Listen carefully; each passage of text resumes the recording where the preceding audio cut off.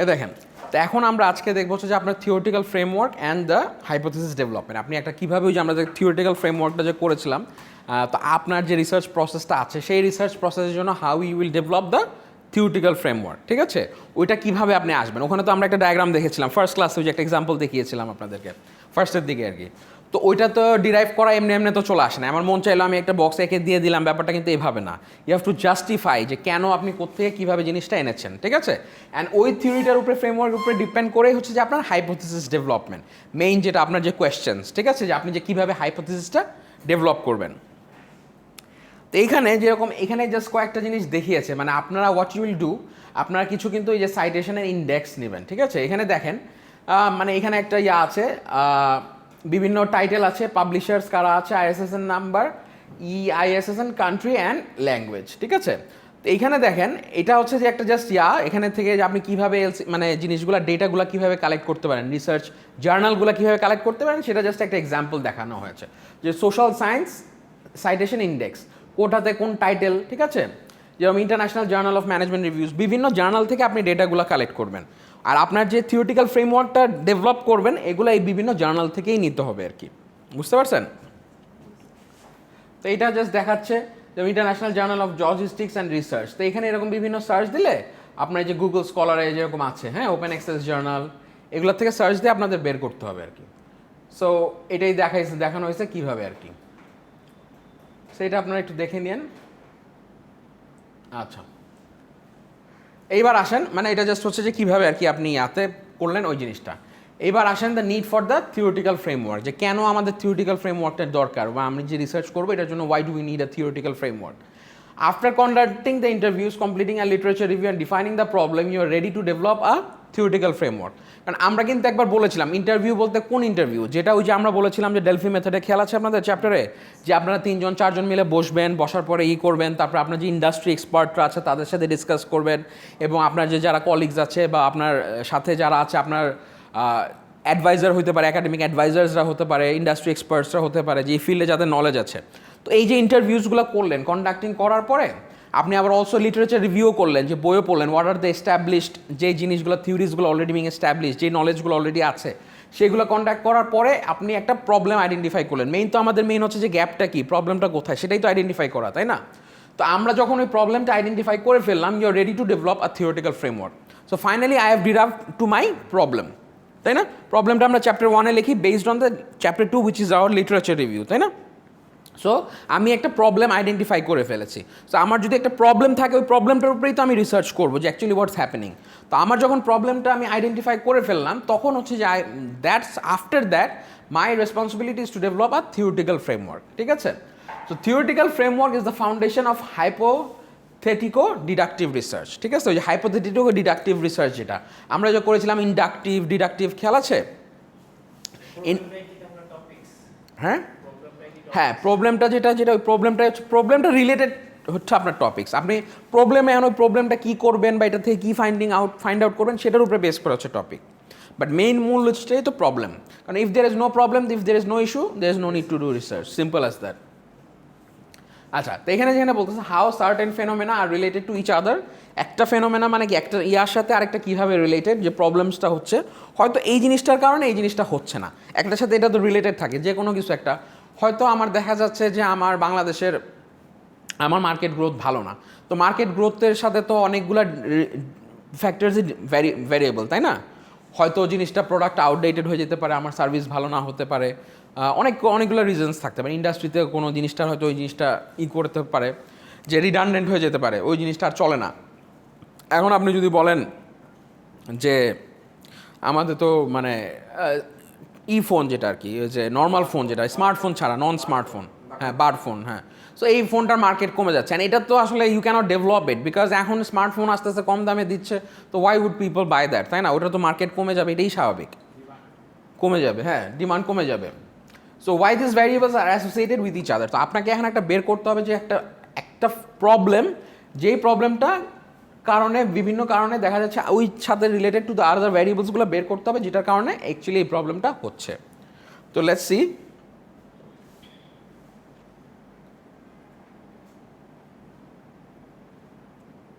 আচ্ছা, the process of building a theoretical framework includes, দেখেন যে what is the process of building a theoretical framework, introducing definitions of the concepts or variables in your model. So আপনার মডেলে concepts or ভ্যারিয়েবলসগুলোকে নিয়ে আসতে হবে, you have to define যে আপনি যে ভ্যারিয়েবলসগুলো ধরবেন যে কারণে জিনিসটা হচ্ছে। ধরেন আমার সেলস ডিক্লাইন করতেছে, সেলসগুলো ডিক্লাইন করার কারণে কী হতে পারে, যে অন্য কম্পিটিটর প্রোডাক্ট থাকতে পারে, অন্য কোনো কম্পিটিটরের প্রোডাক্ট হয়তো নতুন আসছে যেটার কারণে আমার সেলসটা ফল করতে পারে, আমার কোয়ালিটি ডিক্লাইন করতে পারে সেটা হতে পারে, price might be high, several factors, কিন্তু অনেকগুলো কারণে হতে পারে না আমার সেলস ফল করার রিজন, তাই না? আমার কম্পিটিং প্রোডাক্টস চলে আসতে পারে বা আমার সাবস্টিটিউট প্রোডাক্ট চলে আসতে পারে। আগে আমি এখন দেখা যাচ্ছে আমার সয়াবিন তেলের ডিমান্ড কমে যাচ্ছে, কেন? হয়তো আমার সাবস্টিটিউট মাস্টার্ড অয়েল আসছে বা সানফ্লাওয়ার অয়েল আসছে, কমে পাওয়া যাচ্ছে। সো অল্টারনেটিভস, ঠিক কি না? তো আগে আপনার সেই কনসেপ্টস আর ভ্যারিয়েবলসগুলো, যেটা আপনার যে প্রবলেমটা বা আপনার যে ফেনোমেনাটা আছে এটার সাথে কী কী ভ্যারিয়েবলস রিলেটেড, এই জিনিসগুলোকে আইডেন্টিফাই করে জিনিসটাকে আপনার ডিফাইন করতে হবে। করার পরে developing A conceptual model that provides a descriptive representation of your theory. এখানে উই হ্যাভ টু অলওয়েজ, আমরা লাস্ট ক্লাসে বলেছিলাম যে we have two always work with the theory, তাই না?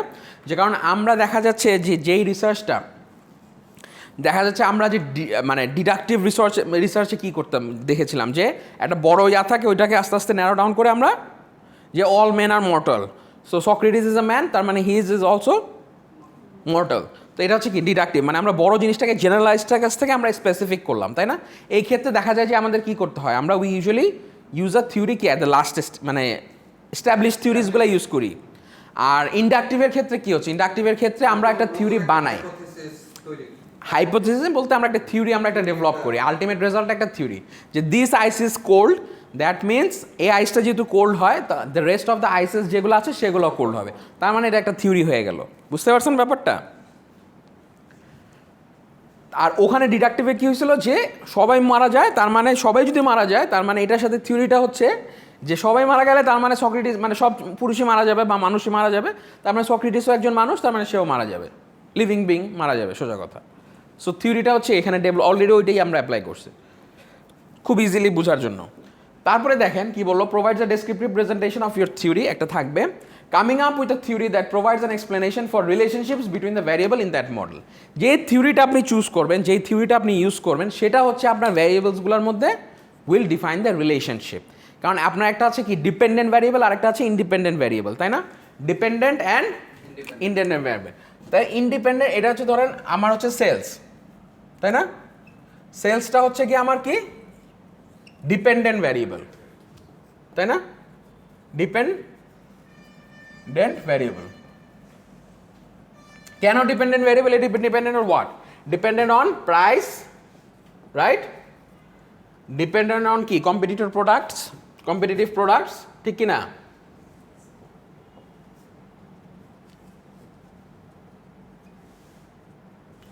Dependent on what? কোয়ালিটি, ঠিক কি না? সো সেভারাল আদার ফ্যাক্টরস। তার মানে এই যে ওভারঅল যে সেলসটা ডিপেন্ড করতেছে কি এই যে ইন্ডিপেন্ডেন্ট ভ্যারিয়েবলসগুলো, প্রাইসের কারণে সেলস কমে বাড়ে, কম্পিটিটর প্রোডাক্টের কারণে সেলস কমে বাড়ে, কোয়ালিটির কারণে সেলস কমে বাড়ে। বুঝতে পারছেন?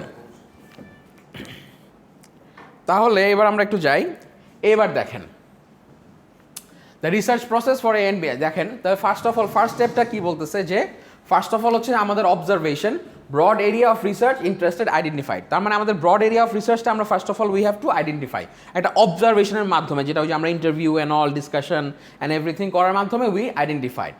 এরপরে হচ্ছে যে preliminary data gathering, interviewing and literature survey, যেটা আমরা ওই যে চ্যাপ্টার 2-তে আমরা যেটা করবো, ঠিক আছে? স্টেপ বাই স্টেপ, এই যে দেখছেন এখানে কিন্তু বলে দিচ্ছে কীভাবে কী করবেন। ফার্স্টে একটা প্রবলেম আপনার ব্রড এরিয়া অবজারভেশনের মাধ্যমে broad area of research identify করলেন, করার পরে আপনি একটা প্রিলিমিনারি ডেটা গ্যাদারিং করলেন, ইন্টারভিউইং অ্যান্ড লিটারেচার সার্ভে। এইটা করার পরে you will move to that definition, আপনার problem definition and research problem delineated. এই দুইটা চ্যাপ্টার 1 চ্যাপ্টার 2 করার পরে আপনার কী হবে, ফাইনালি ইউ গট দ্য কি প্রবলেম, রিসার্চ প্রবলেম। আচ্ছা, এই রিসার্চ প্রবলেমটা যখন আপনি পেয়ে যাচ্ছেন, এই রিসার্চ প্রবলেম যখন আইডেন্টিফাই হয়ে গেছে প্রবলেম ডেফিনেশনের থেকে, এখান থেকে হচ্ছে যে আপনার চ্যাপ্টার 4-এ থিওরিটিক্যাল ফ্রেমওয়ার্ক। তো থিওরিটিক্যাল ফ্রেমওয়ার্ক কী variables clearly identified and label, ঠিক আছে? যদি এটা ক্লিয়ারলি আইডেন্টিফাইড থাকে তাহলে আপনার হচ্ছে জেনারেশন অফ হাইপোথিসিসে চলে যাবেন। চ্যাপ্টার মানে 5 number step would be your generation of hypothesis. If it is no থাকলে হচ্ছে যে আপনার চলে যাবেন প্রিলিমিনারি, আবার ব্যাক করতে হবে ওই জায়গায় যদি আপনি আইডেন্টিফাই না করতে পারেন আপনার ভ্যারিয়েবলসগুলো। বুঝতে পারছেন? যদি করে থাকেন তাহলে generation of hypothesis generation of হাইপোথিসিসে গেলেন, জেনারেশন অফ হাইপোথিসিস করা হাইপোথিসিস হয়ে গেল। তারপরে সায়েন্টিফিক রিসার্চ ডিজাইন, যে আপনি কীভাবে সায়েন্টিফিক একটা রিসার্চ ডিজাইন আমরা দেখিয়েছিলাম না, যে রিসার্চটা কীভাবে ডিজাইন করা লাগে সায়েন্টিফিকভাবে। তো ওইটা করলেন সায়েন্টিফিক রিসার্চ হাইপোথিসিসের মাধ্যমে সায়েন্টিফিক রিসার্চ ডিজাইন করলেন। করার পরে ফাইনালি হচ্ছে আপনার ওই যে এই স্টেপটা হচ্ছে data collection, analysis and interpretation. এটা হচ্ছে পরে, এটা আসলে চ্যাপ্টার নাম্বারটা, এটা চ্যাপ্টার নাম্বার না, এটা দিস আর স্টেপস, ঠিক আছে। সো এইখান থেকে ডেটা অ্যানালাইসিস অ্যান্ড ইন্টারপ্রিটেশনের পরে আপনি deduction, hypothesis, substantiated, research question answer. তার মানে আপনি যে এখানে যে হাইপোথিসিস করছিলেন না, জেনারেশন অফ হাইপোথিসিস, এই হাইপোথিসিসটা কি অ্যাকচুয়ালি এখান থেকে যে data collection and analysis and interpretation, এটা কি হাইপোথিসিসটা কি সাবস্টেন্টিয়েট হচ্ছে, বা আমরা যে কোশ্চেনটা করেছিলাম রিসার্চ যে কোশ্চেন, রিসার্চ কোশ্চেন অ্যান্ড রিসার্চের কোশ্চেনের আন্ডার রিসার্চ অবজেক্টিভস যেগুলো ছিল সেগুলো কি আদৌ অ্যান্সার্ড হয়েছে? If that is yes, then fine, then I will write a report যে হ্যাঁ what I have done, that so far I have come to a point, মানে come to a conclusion that I have found something with this research. If it is no, তাহলে আবার সে back starting from the very beginning. তারপরে yes হলে report writing, report presentation, managerial decision making. বুঝতে পারছেন? Usually এটা দিয়েছে হচ্ছে আপনার ইউজুয়ালি মানে ম্যানেজারিয়াল ডিসিশন মেকিংয়ের ক্ষেত্রে, বাট অ্যাকাডেমিকটা আরেকটু ডিফারেন্ট হয় আর কি। মানে অ্যাকাডেমিক রিসার্চগুলো যেগুলো মানে আমরা পিএইচডি লেভেলে বা মাস্টার্স লেভেলে করে থাকি, সেগুলো those are comparatively a bit different. বুঝতে পারছেন? ওগুলো কি পরে পাবলিকেশনে চলে যায়? হ্যাঁ, সাধারণত ওগুলো পাবলিকেশনে মানে ইয়াতে চলে যায়। ম্যানেজারিয়াল ডিসিশন মেকিং যেগুলো হয় এগুলো খুব একটা বেশি পাবলিকেশনে যায় না, বিকজ এটা তো ইন্টারনাল প্রবলেম, হ্যাঁ ইন্টারনাল রিসার্চ অ্যান্ড ডেভেলপমেন্টের জন্য।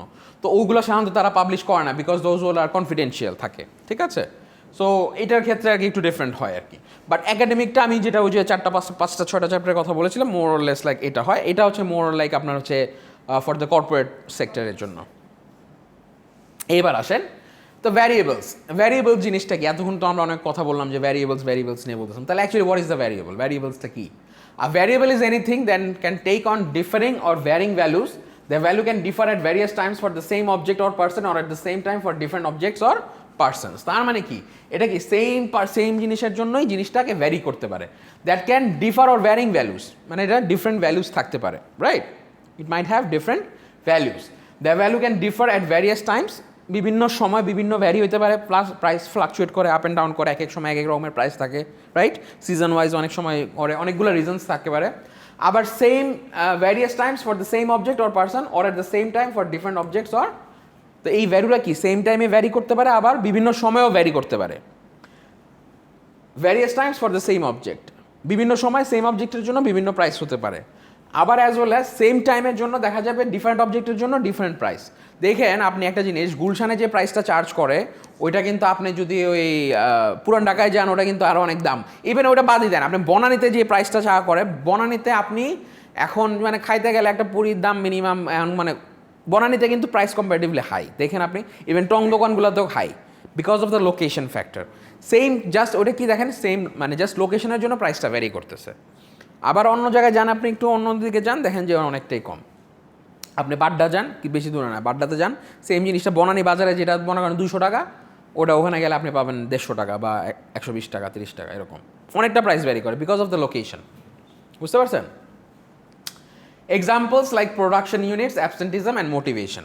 সো এটা এইচআর ইয়া নিয়ে কথা বলতেছে যে প্রোডাকশন ইউনিটস কত হবে, অ্যাবসেন্টিজম কি এরকম হবে, অ্যান্ড মোটিভেশন। তাহলে চলেন দেখি আমরা একটু। A variable is anything that can take on differing or varying values. Differing মানে কি? ওটা চেঞ্জ হয়, ফ্লাকচুয়েট করে, প্রাইস কমে বাড়ে, উঠে নামে, বিভিন্ন সময় এক এক রকম প্রাইস হতে পারে, এক এক জায়গা ভেদে বা এক পার্সন ভেদে জিনিসটা ডিফারেন্ট হতে পারে, ঠিক না? তো টাইপস অফ ভ্যারিয়েবলস দেখেন কি কি এখানে, কয় ধরনের ভ্যারিয়েবলস আছে? 4 টাইপস অফ ভ্যারিয়েবলস, রাইট? 4 টাইপসের মধ্যে দেখেন কি কি আছে? 4 main types of variables. The dependent variable, also known as the criterion variable. আমরা যেটা বললাম সেলস, যেটা নাকি ইন্ডিপেন্ডেন্ট ভ্যারিয়েবলসগুলোর উপরে ডিপেন্ড করবে, সেটাই হচ্ছে কি আমার ডিপেন্ডেন্ট, মানে আরেকজনের উপরে ডিপেন্ডেন্ট, সে একা একা কিছু করতে পারে না, অন্য কিছুর উপরে ডিপেন্ডেন্ট। আর ইন্ডিপেন্ডেন্ট ভ্যারিয়েবলস কি? Also known as the predictor variable, মানে এই জিনিসটার উপরে প্রেডিক্ট করেই আমার ডিপেন্ডেন্ট ভ্যারিয়েবলটা সেট করা হয়। বুঝতে পারছেন? ওই যে আমরা হ্যাঁ আস্তে আস্তে আস্তে এই যে আমরা ইয়া করেছিলাম না, y is equals to mx plus c, এরকম একটা ইকুয়েশন করেছিলাম না, mx প্লাস c। এক্সটা হচ্ছে যে আমার কি ইন্ডিপেন্ডেন্ট ভ্যারিয়েবল, আর y হচ্ছে কি আমার ডিপেন্ডেন্ট ভ্যারিয়েবল। তো এখানে দেখেন the dependent variable, the independent variable, examples আসতেছি। তারপরে আছে the monitoring variable and the intervening variable. Variables can be described male female or continuous the age of an individual, ঠিক আছে। Can be discrete. ডিসক্রিট মানে কি, variables ডিসক্রিটও হতে পারে। Discrete মানে কি, যেটা আইডেন্টিফাই করা যায়, ঠিক আছে, মেল অর ফিমেল, ঠিক আছে। তো জিনিসটা কি ডিসক্রিট, তাই না, মেল একটা ফিমেল একটা, আমরা ইজিলি। অর কন্টিনিউয়াস হতে পারে। কন্টিনিউয়াস হলে, এখন আপনি কন্টিনিউয়াস হলে তো আপনি যেরকম একটা এইজ তো কন্টিনিউয়াস, এটা তো কোনো ডিসক্রিট ভ্যালু না। এইজ বাড়তেছে কমতেছে কন্টিনিউয়াস একটা প্রসেসে, তাই না। যে পার্সনটা আজকে আপনার যে এইজ, কালকে তো সেম এইজ না, আপনি একদিনের জন্য বেশি বেড়ে গেলেন। বাট আপনি মেল আছেন আজীবন, তো মেলই থাকবেন, চেঞ্জ তো আর হবেন না, বুঝছেন ব্যাপারটা। সো ডিসক্রিট মানে যেটা কনস্ট্যান্ট, মানে সাধারণত হচ্ছে আপনার কনস্ট্যান্ট, যেটা চেঞ্জ হয় না সাধারণত। আর কন্টিনিউয়াসটা চেঞ্জ হয়, বিকজ আপনার এইজটা তো চেঞ্জ হচ্ছে, রাইট। সো এই জন্য এই discrete. So variables can B discrete or continuous as well. এইবার আসেন variables, independent variables affecting hmm, the dependent variable. এইবার আপনার এক্সাম্পল আসি তাহলে। এই যে new product সার্কেস depends on the কি, স্টক অ্যান্ড মার্কেট। যদি প্রোডাক্টটা সাকসেসফুল হয় তাহলে স্টক মার্কেট প্রাইস কী হবে, বেড়ে যাবে, রাইট। বিকজ স্টক মার্কেটে দেখা যাচ্ছে যে ভ্যাকসিন করে একটা মানে খুবই একটা লাইফ চেঞ্জিং একটা মেডিসিন চলে আসলো, বা স্কোয়ারের একটা লাইফ চেঞ্জিং মেডিসিন চলে আসলো, ঠিক আছে। ধরেন আপনার এই কোভিডের জন্য এমন একটা মেডিসিন আসলো যেটা নাকি আপনার খেলে আর মানে আপনার এই বুস্টার ডোজ কিছু নিতে হবে না, এটা খেলে আপনার টিকার মতো হয়ে যাবে। তো এরকম একটা যদি হয় তাহলে তো বুঝতেছেন স্কোয়ারের শেয়ার মার্কেট প্রাইস কই চলে যাবে, দাম করে রাতারাতি দেখবেন যে মানে বুম, পুরো একদম মানে আকাশ ছোঁয়া হয়ে গেছে, বুঝছেন। তার মানে ডিপেন্ডেন্ট ভ্যারিয়েবলটা কে, স্টক মার্কেট প্রাইস, ইন্ডিপেন্ডেন্ট কে, নিউ প্রোডাক্ট সার্ভিসেস, বুঝছেন। রিওয়ার্ড অ্যান্ড মোটিভেশন লেভেল, যত বেশি স্যালারি দেবেন, যত বেশি ফ্রিঞ্জ বোনাস দিবেন, অ্যাপ্রিসিয়েশন করবেন, তাই না, কমিশনস দিবেন, তত বেশি কি মোটিভেশন লেভেল তত হাই হবে, তত কাজ করার স্পৃহা বেশি হবে, ঠিক কি না। তার মানে ডিপেন্ডেন্ট কোনটা, মোটিভেশন লেভেলটা is dependent on rewards. Rewards কি, এটা হচ্ছে ফাইন্যান্সিয়াল বেনিফিটস হতে পারে, অ্যাপ্রিসিয়েশন হতে পারে, মনিটারি হতে পারে, নন ফাইন্যান্সিয়াল হতে পারে। সো এটা কি, আপনাকে যদি আমি একটা অ্যাপ্রিসিয়েশন করি, এটা হতো আমি আপনাকে আইনা একটা ক্রেস্ট দিলাম, এটাও কাইন্ড অফ অ্যান অ্যাপ্রিসিয়েশন, যে best employee of the month. এগুলো কেন করে, কোনো কারণ ছাড়া, ডেফিনেটলি আপনাকে মোটিভেট করার জন্য করে, বুঝতে পারছেন। অ্যাডভার্টাইজমেন্ট অন সেলস, খুবই স্বাভাবিক, যত বেশি অ্যাডভার্টাইজমেন্ট করবেন, যত বেশি মার্কেটিং করবেন, যত বেশি প্রমোট করবেন your product, the more will be কি, সেলস হবে, তাই না। তার মানে সেলসটা হচ্ছে গিয়ে ডিপেন্ডেন্ট ভ্যারিয়েবল, অ্যাডভার্টাইজমেন্টটা ইন্ডিপেন্ডেন্ট ভ্যারিয়েবল। আচ্ছা, ট্রেনিং অ্যান্ড প্রোডাকশন লেভেল, যত বেটার ট্রেনিং হবে, যত বেশি আপনাকে নলেজ দেওয়া হবে, যত বেশি আপনাকে শেখানো হবে, the more you will be expert, the better will be the production level, তত ভালো ইয়া করতে পারবেন। যে আমরা টিচাররা কি, আমরা যে বিভিন্ন ট্রেনিং নিচ্ছি, হায়ার ডিগ্রিজ নিচ্ছি, কেন নিচ্ছি, why you are doing this, যাতে আমরা we can provide better service, তাই না। তো যত আমাদেরকে ট্রেনিং দেওয়া হবে, যত আমরা ইয়ে করবো, তত আমাদের প্রোডাকশন লেভেল ভালো হবে।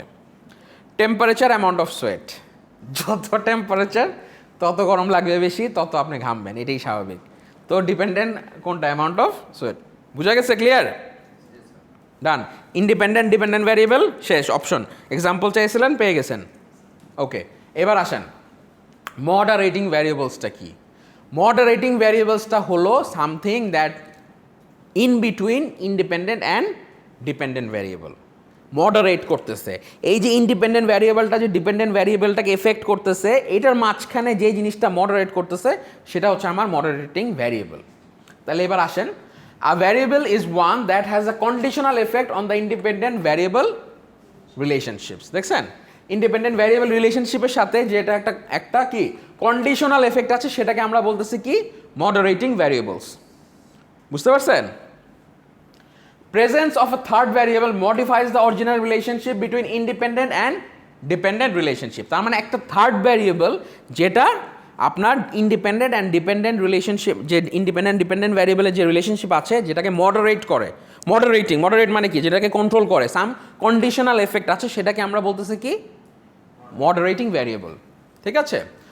The variable that moderate the relationship is known as moderating variable, যে সোজা কথা মডারেট করে, কন্ট্রোল করে টু সাম এক্সটেন্ট। আচ্ছা, এই যে এবার দেখেন, so that is my IV, that is my independent variable, has a relationship with the dependent variable, and my moderating variable MV is কি, সামওয়াট এফেক্টিং দিস রিলেশনশিপ, বুঝতে পারছেন। এইবার আসেন নাম্বার অফ রিজেকশনস, ঠিক আছে। তার মানে এই জিনিসটা আপনাদের পরে একটা এক্সাম্পল দিয়ে দেখায়, এটা দিয়ে বুঝেন, এটা ইজি হবে। অর্গানাইজেশনাল এফেক্টিভনেস যদি হয়, তো একটা অর্গানাইজেশনাল ইফেক্টিভনেস কিসের উপরে ডিপেন্ড করতেছে? আমার আইভিটা কি ওয়ার্কফোর্স ডাইভার্সিটি। ওয়ার্কফোর্স ডাইভার্সিটি মানে কি, যে আমার এখানে অনেক ধরনের এমপ্লয়ি আছে বিভিন্ন এক্সপিরিয়েন্স ফিল্ডের থেকে, বিভিন্ন মানে ইয়ার থেকে, তাদের কাছে ডাইভার্সিটিটা অনেক হাই। সো এই ডাইভার্সিটিটার উপরে ডিপেন্ডেন্ট অন হোয়াট কি অর্গানাইজেশনাল ইফেক্টিভনেস, ঠিক না? আপনি যখন একটা মাল্টিন্যাশনাল কোম্পানিতে যাবেন, আপনি কি বিভিন্ন দেশের বিভিন্ন এমপ্লয়িজ পাবেন, বিভিন্ন ধরনের ভাষা জানে তারা, বিভিন্ন ধরনের কাজের এক্সপিরিয়েন্স আছে তাদের, বিভিন্ন দেশে কারা কাজ করেছে। তার মানে এই যে আমার workforce diversity is affecting what my organisational effectiveness, আমার অর্গানাইজেশনটা কতটুকু এফেক্টিভ সেটা। যেরকম আমাদের এখন ইউনিভার্সিটিগুলোতে দেখবেন যে বাইরের অনেক ফরেন ফ্যাকাল্টিজ আনে, কেন? Just to give more flavour of the কি ওয়েস্টার্ন ওয়ার্ল্ড, তাই না? তাদের এক্সপিরিয়েন্স অ্যান্ড অল, সবার এক একজনের এক এক ধরনের এক্সপিরিয়েন্স, ঠিক কিনা? এখন এখানে এই dependent variable is dependent on এই ওয়ার্কফোর্স ডাইভার্সিটি। এটা এখন মডারেট কারা করতেছে? Managerial expertise. এই যে ওয়ার্কফোর্স ডাইভার্সিটিটা আছে, এই যে আমার যে ম্যানেজারিয়াল লেভেলের যে রোগগুলো আছে, তারা কীভাবে জিনিসটাকে ম্যানেজ করতেছে, এবং তারা যদি সেই অ্যাকচুয়াল যে প্রপার্টি এক্সপার্টিসটা আছে ওইটা যদি তারা ঠিকভাবে নার্চার না করতে পারে, বা সেটাকে যদি তারা ওই জিনিসটাকে ম্যানেজ না করতে পারে, আলটিমেটলি কিন্তু এই জিনিসটা কিন্তু আমার কাজে আসবে না। আসবে কি বলেন? আমার যে ডাইভার্সিটি আছে, জিনিসটাকে সুদক্ষভাবে কোঅর্ডিনেশন করতে হবে, জিনিসটাকে কাজে লাগাইতে হবে। আমার কাছে রিসোর্স আছে বাট আমি কাজে লাগাইতে পারতেছি না। অনেক সময় মানুষের কাছে দেখবেন অনেক আইডেল ক্যাপিটাল পড়ে থাকে, কোটি কোটি টাকা পড়ে আছে, কিন্তু ব্যবসা করতে পারে না। কেন? তার সেই এক্সপার্টিস নাই, ম্যানেজারিয়াল এক্সপার্টিস। আবার অনেকে দেখবেন লোন করেও দেখবেন যে ব্যবসা করে রাতে মানে মালামাল হয়ে গেছে, হয়েছে না এরকম? তো এটা কিসের উপরে? Based on your managerial expertise. তার মানে আপনার কাছে রিসোর্স আছে, রিসোর্সের উপরে রিসোর্স থাকলে এটা আপনার অর্গানাইজেশন এফেক্ট হবে, but you must know how to manage this, right? তো that is what is my moderating variable. বুঝতে পারছেন? ক্লিয়ার সবাই? ওকে, আচ্ছা, এইবার দেখেন influence of IV on DV. So IV on ডিভিতে বলতেছে তো উইলিংনেস টু লার্ন, ঠিক আছে? উইলিংনেস টু লার্ন ডিপেন্ড করতেছে কিসের উপরে? ট্রেনিং প্রোগ্রামস, কোয়ালিটি আর গ্রোথ নিডস, ঠিক আছে? তার মানে আপনি, এটা হচ্ছে এক্স এক্সিস বলা হয় সাধারণত, আর এটাকে বলা হয় সাধারণত ওয়াই এক্সিস, ঠিক আছে? যেটা আপনার ওই লম্বা column, vertical x axis and y axis. তো এই যে এক্স আর ওয়াই, তো এই জিনিসটার উপরে একটা কিন্তু একটা there is a linear regression line বলা হয়। তার মানে যত আপনি ট্রেনিং প্রোগ্রামস দিবেন, গ্রোথ নিডস দিবেন, যত কোয়ালিটি দিবেন, তত উইলিংনেস টু কি লার্ন বেশি হবে। এখন আমি যত বেটার এক্সপার্টিস, এই যে আপনাদের জন্য এত সুন্দর করে ক্লাসরুম অর্গানাইজ করা হয়েছে, বেটার ফ্যাকাল্টি মেম্বার্স আনা হয়েছে, আরও resources, ERP learning system management, এই যে ফ্যাসিলিটিসগুলো যদি না দিয়ে এখন একটা গরমের মধ্যে বসায় রাখতাম, ঠিক আছে? গরম টরম মানে ইসের মধ্যে ভালো নাই, আপনার ইন্টারেস্ট পাইতেন না, তো পাইতেন সেই জিনিসটা। সো আপনাদেরকে আরও আমরা we are trying to what to give you better service, তাই না? সো এই জিনিসটা কি, যে আমাদেরকে বিভিন্ন ট্রেনিং প্রোগ্রামসে উই আর বিং ডেভেলপ হওয়ার পরে আপনাদের উইলিংনেস টু লার্নটা কি বাড়তেছে, ঠিক না? কারণ এনভায়রনমেন্ট তো ম্যাটার্স। এখন আপনি যদি এসে দেখতেন যে একদম ভাঙাচোরা খুব খারাপ অবস্থা, আপনার তো ইন্টারেস্ট আসতো না। আচ্ছা, তাহলে যত বেশি আমি ট্রেনিং প্রোগ্রামস দিতেছি, তত বেশি কি আমার উইলিংনেস টু লার্ন বাড়তেছে। দেখেন effects for those low in growth needs, তার মানে যারা নাকি গ্রোথ নিডসের লো, যাদের মোটিভেশন অনেক কম, তারা কি হবে? তারা কম গ্রো করবে, তাই না? তাদের এফেক্টটা কম হবে। আর যারা effects for those high in growth needs, তারা অ্যাকচুয়ালি এখানে কিছু আছে ব্যাক বেঞ্চার্স, কথাটা বুঝছেন? ব্যাক বেঞ্চার্স যারা আছে তারা কথা কোনো মতে পাস করলেই হইলো, আমার এত মাথা ব্যথা নাই, জাস্ট কোনো মতে ক্লাসে অ্যাটেন্ড করলাম, পরীক্ষাটা ওই যে ব্যাক বেঞ্চার্স যারা, তারা কোনো মতে অনলাইনে এক্সাম দিয়ে পাস করে ফেললাম, তাদের কোনো শিখার ইচ্ছা নাই, তাদের মানে effects for those low in growth needs, তাদের দরকার নেই, তাদের কোনো মতো একটা সার্টিফিকেট পাইলেই হলো। এরকম কিছু স্টুডেন্ট আছে কি না? আবার আপনাদের মতো যারা আছে রেগুলার ক্লাস করেন, ঠিক আছে? হ্যাঁ, ঠিক আছে, যারা আছে effects for those high in growth needs, তারা অ্যাকচুয়ালি শিখতে চান, কিছু মানে অর্জন করতে চান, আসছি শুধু সার্টিফিকেট কেন, আসলেই কিছু শিখে যাবো, তাই না? তাহলে আসছি কিছু, let's learn something. So effects for those high in growth needs, তো তাদের আমি আপনাদেরকে যে ডেলিভারি দিব, আপনারা যেভাবে অ্যাকসেপ্ট করবেন, ওই ব্যাক বেঞ্চার্স কিন্তু ওভাবে অ্যাকসেপ্ট করবে না। করবে সে কোনো মতে পাস হইলে হইলো, কোনো মতে আমি পাস করে গেলাম তাইলে হইলো। ব্যাপারটা বুঝছেন? সো সবার জন্য কিন্তু সেমভাবে এফেক্ট করতেছে না। দেখছেন এক একটা গ্রুপ অফ, আপনারা সেম, উনিও আপনার সেম ব্যাচের স্টুডেন্ট, আপনিও সেম ব্যাচের স্টুডেন্ট, বাট এক একজন কিন্তু এক একভাবে রিয়াক্ট করতেছে। এই জিনিসটা মাথায় রেখেন, সবাই কিন্তু সেমভাবে রিয়াক্ট করতেছে না, সবাই করতেছে এক্স্যাক্টলি। তো এটাই ইনফ্লুয়েন্স অফ ইন্টারভিনিং ভ্যারিয়েবলস। এবার আসেন IV, DV and moderating variable. Intervening variable influences the dependent variable, while moderating variable increase or decrease the influence, ঠিক আছে? তার মানে ইন্টারভিনিং ভ্যারিয়েবল যেটা আছে, এটা হচ্ছে আপনার ইনফ্লুয়েন্স অফ ইন্টারভিনিং ভ্যারিয়েবলস যেটা ছিল, হ্যাঁ। তার মানে ইন্টারভিনিং কিছু ভ্যারিয়েবলস কিন্তু এখানে আবার থাকতেছে। এই যে আমি এই জিনিসটা বোঝানোর জিনিসটা হচ্ছে যে ইন্টারভিনিং ভ্যারিয়েবলসটা কি, যে সেম জিনিসটাই এক একজনকে এক একভাবে এফেক্ট করতেছে, সবাই is not affected in the same manner.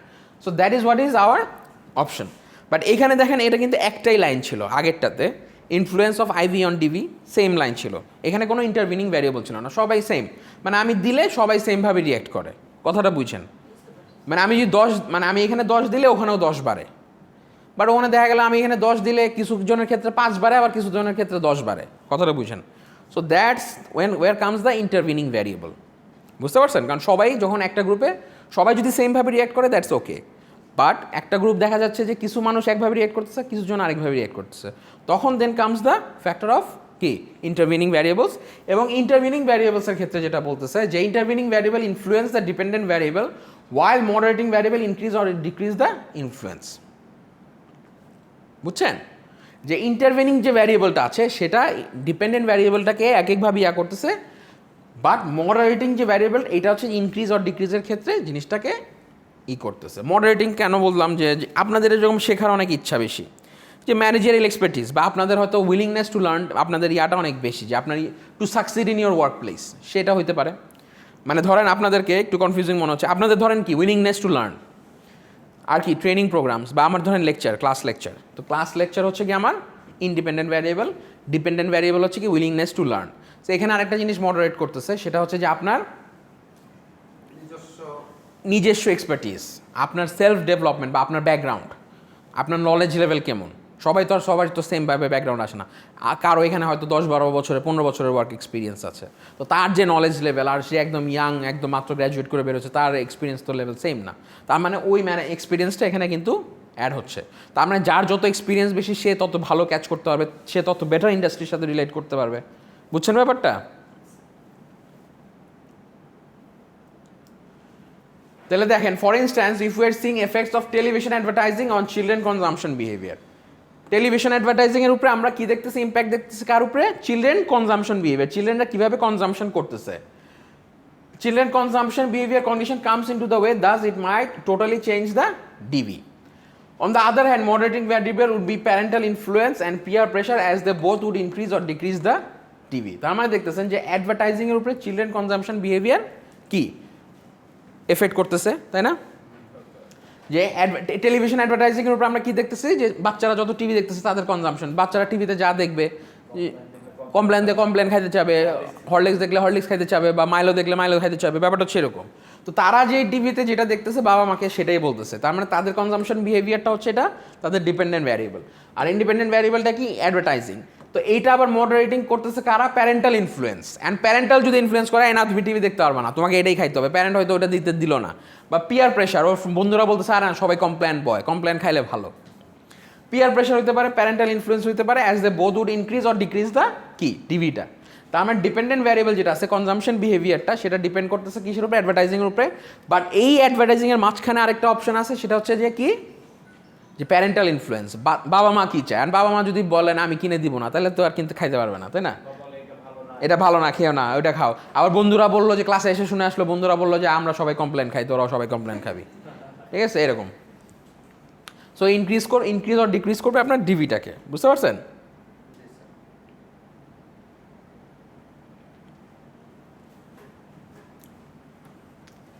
এটা একটা exercise. Manager finds that of the job classroom training has a great impact on the productivity of the employees in her department. একটা ম্যানেজার দেখলো of the job যদি classroom কিছু training করা হয়, সেটা করলে প্রোডাক্টিভিটির উপরে অনেক আমাদের বেটার ইম্প্যাক্ট পড়তেছে। So however, she also observes that employees over 60 years of age don't seem to drive much benefit and do not improve with such training. কিন্তু এখানে দেখা গেল যে আমি যদি অফ দ্য জব, মানে জবের বাইরে আমি হয়তো কোনো একটা রিসর্টে গেলাম, রিসর্টে গিয়ে হয় না এরকম, দেখেন না যে কর্পোরেট লেভেলে করে বিভিন্ন কোম্পানিরা, একটা রিসর্টে যেয়ে তারা ওখানে কিছু ওয়ার্কশপ করে, ট্রেনিং করে, ওখানে আবার ঘুরে ফিরে খায় দেয়। সো এটা that is of the job training. So that has good impact, আপনি আনন্দও করতেছেন আবার ট্রেনিংও পাচ্ছেন। বাট দেখা গেল যে 60 ইয়ার্স অফ এইজে যাদের বেশি, তারা খুব একটা বেশি এটা থেকে বেনিফিট হচ্ছে না। যারা বয়স্ক আর কি, সিনিয়র এমপ্লয়িজ যারা আছে, তাদের ক্ষেত্রে এই জিনিসটা খুব একটা বেশি ইম্প্যাক্ট করতেছে না। তার মানে কি, age is a moderating variable, তার মানে সব এইজের জন্য সেমভাবে জিনিসটা কাজ করতেছে না, রাইট।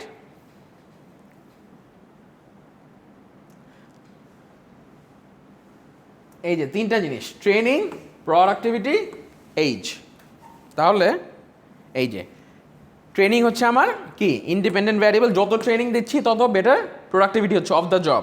কিন্তু age is also playing a moderating variable. Age কি করতেছে, এইজের উপরে ডিপেন্ড করতেছে, সবাই সেমভাবে রিঅ্যাক্ট করতেছে না। যারা ইয়াং, যারা 30 বা 40 এই রেঞ্জে আছে তারা যেভাবে রিঅ্যাক্ট করতেছে, কিন্তু অ্যারাউন্ড 60 যারা, তারা সেমভাবে করতেছে না। So that is what is my moderating variable. বুঝতে পারছেন?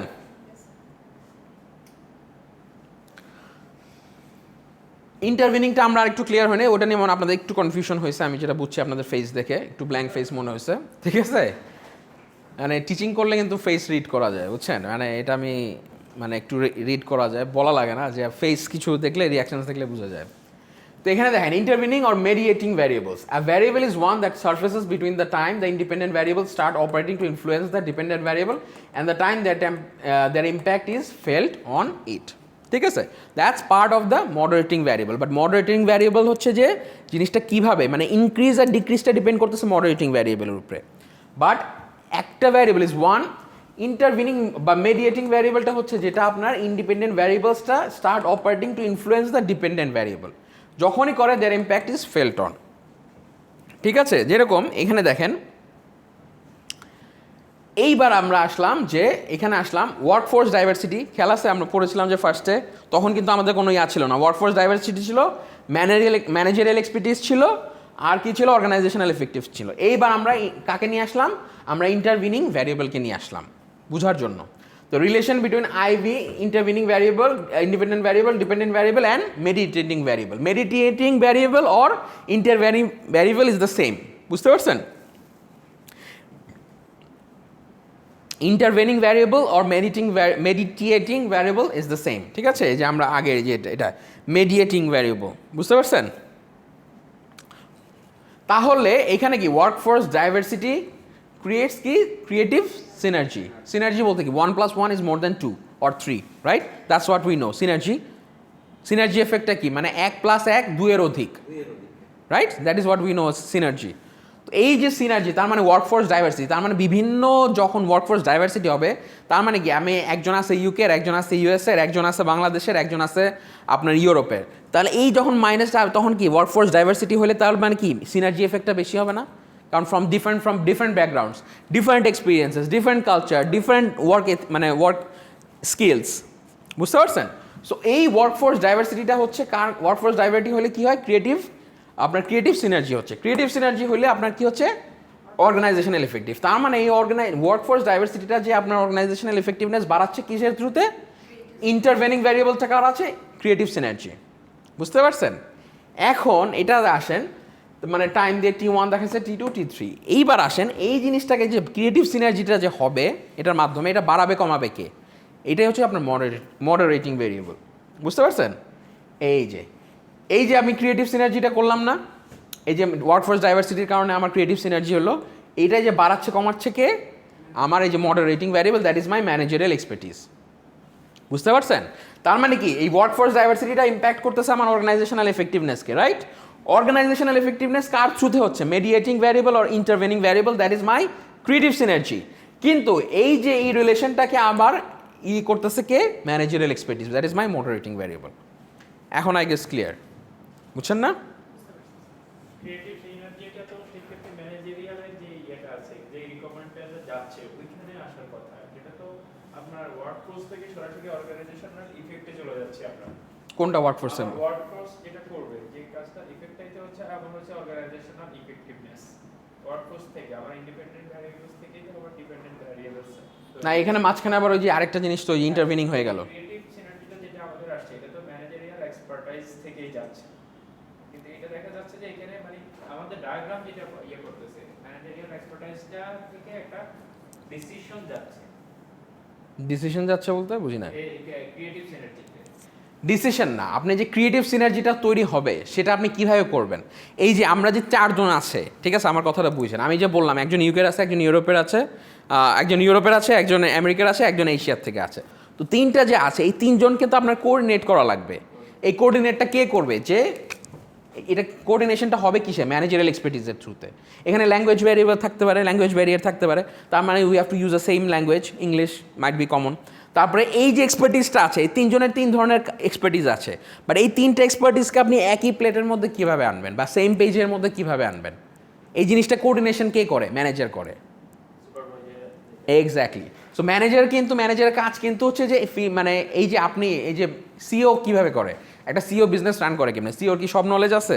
সে কি ফাইন্যান্সে এক্সপার্ট, সে অ্যাকাউন্টিং এক্সপার্ট, সে মার্কেটিং এক্সপার্ট? না, তার এক্সপার্টিসটা হচ্ছে ম্যানেজ করাটা। এক্স্যাক্টলি। তার অর্ডার হচ্ছে আমার মার্কেটিং রিপোর্ট দাও, আমাকে ফাইন্যান্স রিপোর্ট দাও, আমাকে অ্যাকাউন্টিং রিপোর্ট দাও, আমাকে এইচআর রিপোর্ট দাও। সে কি এইচআরের সব কিছু সে জেনে বসে আছে? না, ওটা জানে কি? সে ওই যে ওই এইচআর যে ম্যানেজার সে জানে, মার্কেটিং যে ম্যানেজার 4 ডিপার্টমেন্টে কী হচ্ছে সেটা সে জানে। বুঝছেন ব্যাপারটা? তো এই আলটিমেটলি ইয়াটা কার কার মাধ্যমে আসতেছে? ম্যানেজারের। তাহলে তো আপনার সব কিছু পড়ে আসতে হবে, আপনার এফসিএ পড়তে হবে, সিএমএ পড়তে হবে, সব পড়ে। কিন্তু না, আপনার তো আপনি ওইটা রিড করতে পারেন যে আপনি ওখান থেকে ওনারা রিপোর্টটা আপনাকে দেয়, ওই রিপোর্টটা তারা বানায় ওই ডিপার্টমেন্ট থেকে আপনাকে দিচ্ছে। বুঝছেন? তো এই যে ক্রিয়েটিভ সিনার্জিটা তৈরি হচ্ছে, মানে 3টা ডিপার্টমেন্টে ধরেন 3টা ডিপার্টমেন্ট 4টা ডিপার্টমেন্টের যে ফাইনাল যে রিপোর্টটা এটা কার থ্রুতে হচ্ছে? এখন যদি সিও যদি প্রপার ডিসিশনটা না দিতে পারে, স্ট্র্যাটেজিক ডিসিশনটা না মেক করতে পারে, তাহলে কি অর্গানাইজেশনাল এফেক্টিভনেসটা হবে? আমি রিপোর্ট আপনাকে বানাই দিলাম, মার্কেটিং রিপোর্ট, কিন্তু আপনি রিড করতে পারলেন না। আপনি যেই অ্যাকশনটা মার্কেটিংয়ে নেওয়া দরকার ছিল, হয়তো আমার প্রমোশনে বা অ্যাডভার্টাইজমেন্টে আরও ফাইন্যান্স বানানো দরকার ছিল, আপনার বলা উচিত ছিল যে ফাইন্যান্স ডিপার্টমেন্টকে তুমি অ্যাডভার্টাইজিং বা প্রমোশনটা যে ক্যাম্পেইনটা আসতেছে এটাতে তুমি মানে মানি অ্যামাউন্ট বাড়ায় দাও, ক্যাপিটাল বাড়ায় দাও। ওইটা আমি করতে পারি নাই, তাহলে কি লাভ আছে? আমার তো ঠিকই আমি মার্কেটিং রিপোর্ট তো আমি ঠিকই দিয়েছি, কিন্তু আপনি তো যুগ উপযোগী ডিসিশন নিতে পারেন নাই।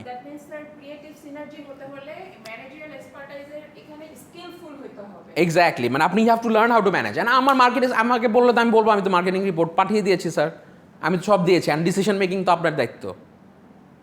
কি ডিসিশন মেকটা তো আপনিই করবেন, আমি তো করবো না। আর আমি আমার ফাইন্যান্সের রিপোর্ট ফাইন্যান্স পাঠিয়ে দিয়েছে, আমার কত টাকা ইনকাম হয়েছে, কত টাকা আছে, আমি কত টাকা স্পেন্ড করতে পারবো। মার্কেটিংয়ের রিপোর্ট মার্কেটিং পাঠিয়ে দিয়েছে যে স্যার আমাদের এই দরকার, আমাদের টার্গেট রিচ করার জন্য হলে এই প্রমোশনে আমার ক্যাম্পেইন দরকার। অ্যান্ড আপনি তো জিনিসটাকে ডিসিশন মেক করবেন, তারা তাদের কাজ করে দিয়ে দিছে। বুঝছেন ব্যাপারটা? That is at the top level. So এইটা যদি আপনি রাইট ডিসিশনটা মেক করতে পারেন, তাহলে আপনার ক্রিয়েটিভ একটা সিনার্জি হবে, আপনি have made the right decisions, যেটা নাকি আপনার আলটিমেটলি অর্গানাইজেশনাল এফেক্টিভনেসকে বাড়াচ্ছে। ক্লিয়ার? বুঝতে পারছেন? সো এই ইন্ডিপেন্ডেন্ট ভ্যারিয়েবলটা আমার ডিপেন্ডেন্ট ভ্যারিয়েবলকে ইম্প্যাক্ট করছে through how the creative synergy and managerial expertising is increasing and decreasing. আপনি যত বেটার ডিসিশন নিতে পারবেন, যত মানে ইফিশিয়েন্ট ডিসিশন মেক করতে পারবেন, তত আপনার কোম্পানির জন্য বেটার হবে, তত কোম্পানি আপনার ভালো প্রফিট করতে পারবে, আপনার অর্গানাইজেশনাল এফেক্টিভনেস বাড়বে। ক্লিয়ার?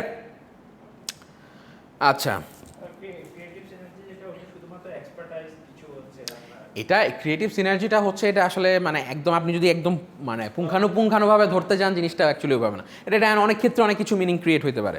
এখন আমি যেটা বললাম এটা একটা হতে পারে, আবার অনেক ক্ষেত্রে যেরকম মানে হ্যাঁ, আমি ডিপার্টমেন্ট ওয়াইজ নিয়ে কথা বললাম, এখন অন্য কিছু নিয়ে হতে পারে, অন্য কোনো সেক্টরে অন্যরকম। ক্রিয়েটিভ সিনার্জিটা হচ্ছে যে আপনি যখন 2টা রিসোর্স অ্যাড করবেন, করলে ওইটার এফেক্টটা বেশি হবে।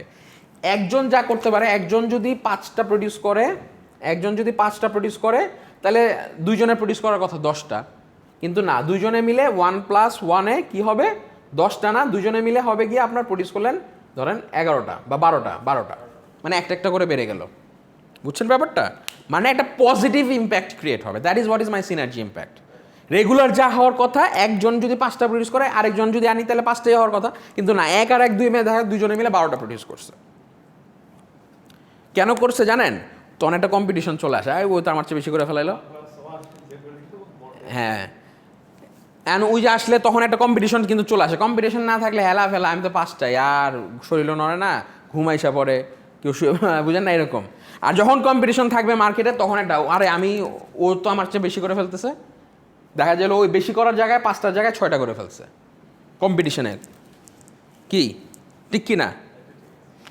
তো এইভাবেই সিনার্জি পাইছেন, একদম রিয়েল লাইফ এক্সাম্পল দিয়ে দিলাম। বুঝছেন? এবার আসেন যে থিওরিটিক্যাল ফ্রেমওয়ার্কে কি হচ্ছে। The theoretical framework is the foundation on which the entire research project is based. তার মানে এইটাই হচ্ছে যে আমার মেইন কি ফাউন্ডেশন, পিলার, একদম বেস।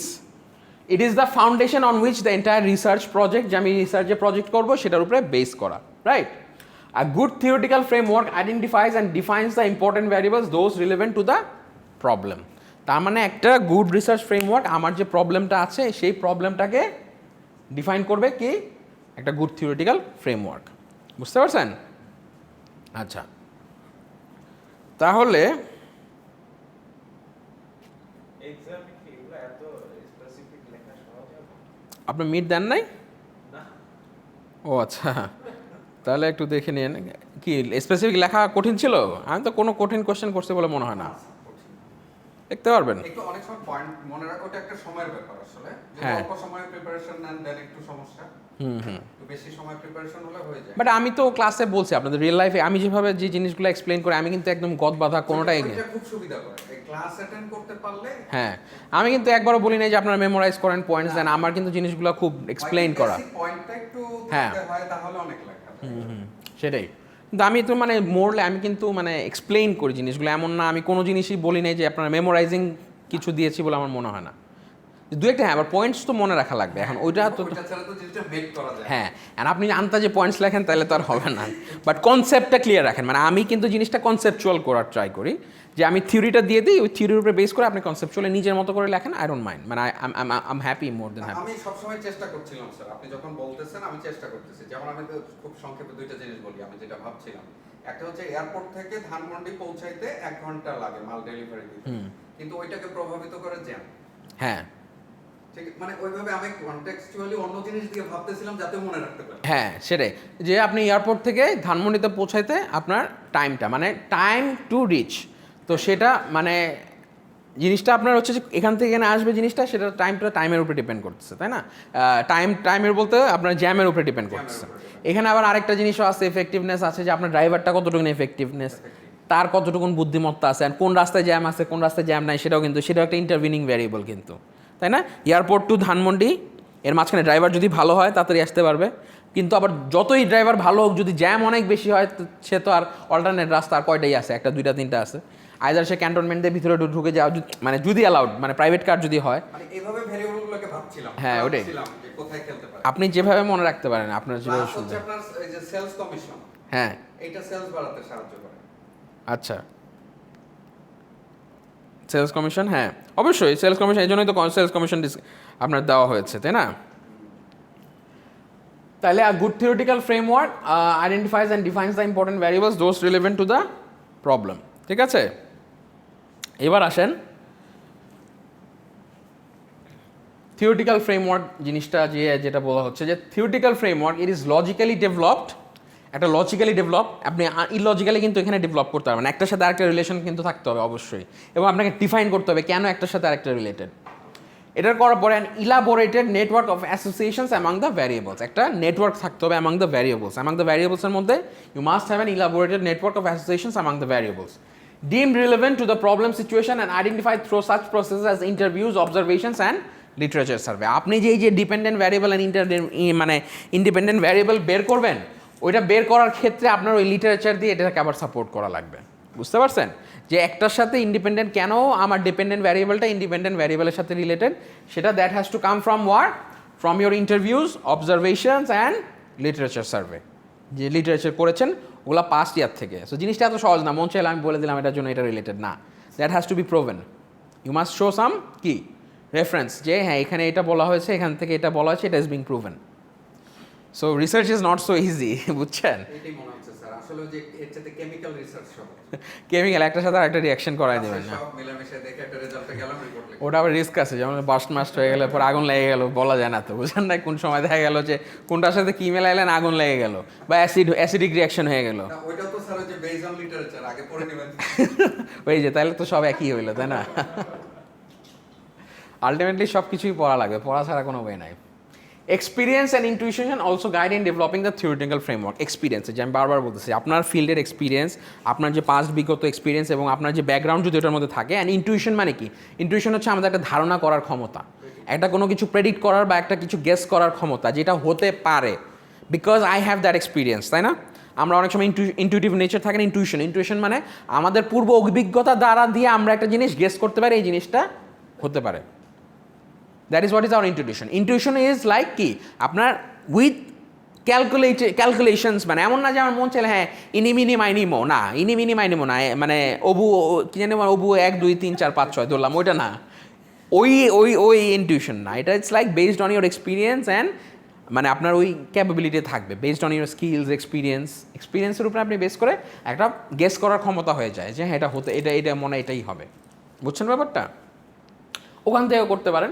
আবার interviews observations, the relationship between the literature survey and the theoretical framework.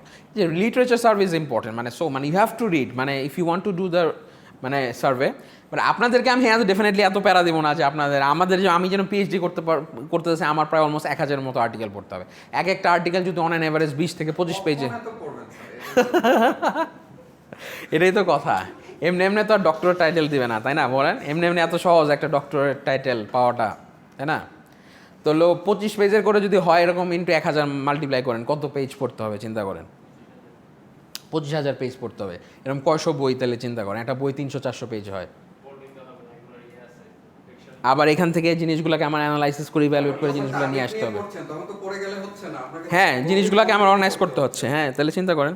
এই জন্যই তো PhD is not an easy journey. মানুষ ফ্রাস্ট্রেটেড হয়ে যায় কারণ আপনার এত সোশ্যাল কমিটমেন্টস থাকে, যে আমার ফ্যামিলি আছে, আমার একটা ইনকামের ব্যাপার আছে, তাই না? তো সব কিছু এক সাইডে রেখে আমার ফ্যামিলি, ইনকাম, জব সব কিছু করে একদম ফোকাস হয়ে আপনার একদম পিএইচডি করাটা it's not an easy task. PhD is a really very challenging journey. কারণ এই এজে এসে আপনি তখন সব কিছু এত কমিটমেন্টস বাদ দিয়ে একটা জিনিসের উপরে ফোকাস হওয়াটা is not so easy.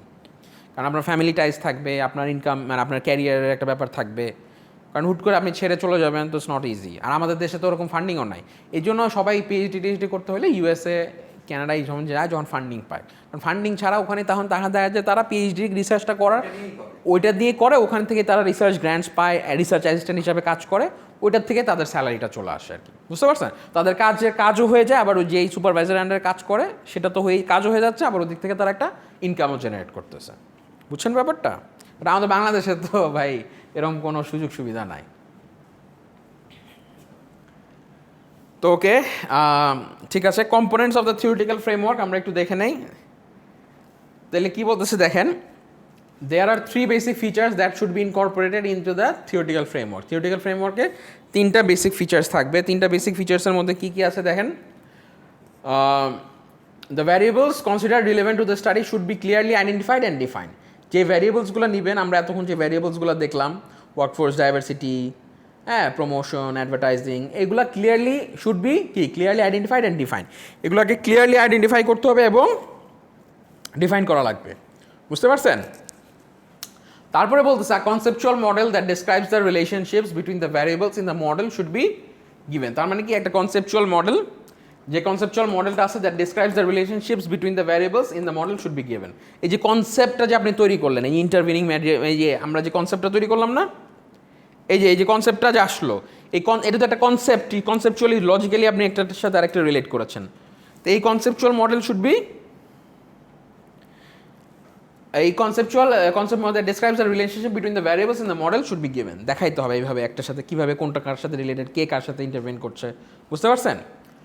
There should be a clear explanation of why we expect these relationships to exist. একটা ক্লিয়ার এক্সপ্লেনেশন থাকতে হবে, আপনাকে বলতে হবে, মানে ক্লিয়ারলি এক্সপ্লেন করতে হবে, জাস্টিফাই করতে হবে কেন এই রিলেশনশিপগুলো একটার সাথে আরেকটা কেন ইন্ডিপেন্ডেন্টলি রিলেটেড, কোনটা ডিপেন্ডেন্ট ভ্যারিয়েবল, এটা রিলেশনশিপটা কেন এক্সিস্ট করে, এই মানে রিলেশনশিপের এক্সিস্টেন্সটা আপনাকে ক্লিয়ারলি এক্সপ্লেন করা লাগবে। বুঝতে পারছেন?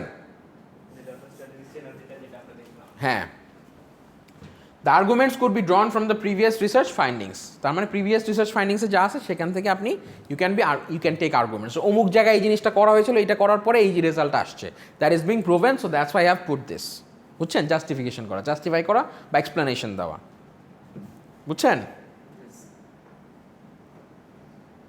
এই আপনাদের একটা কুইজ আছে, এই কুইজটা করেন তাহলে। জান, একটা কুইজ আপনারা আজকে আসছেন, আপনাদেরকে একটু কিছু বোনাস মার্ক দিয়ে দিই, একটা কুইজই দিয়ে দেন।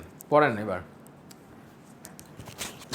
আসছেন আপনারা, কেউ আসে না ঈদের মধ্যে, ছুটি টুটি বাদ দিয়ে।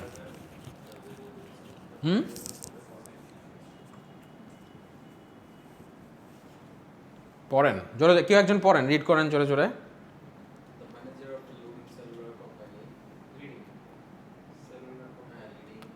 List and label the variables in the following situation. এই যে ফলোইং যে সিচুয়েশনগুলো আছে এখান থেকে ভ্যারিয়েবলসগুলো লিস্ট করতে বলছে। তাহলে ফার্স্টের সিচুয়েশনটা কি বলতেছে পড়েন।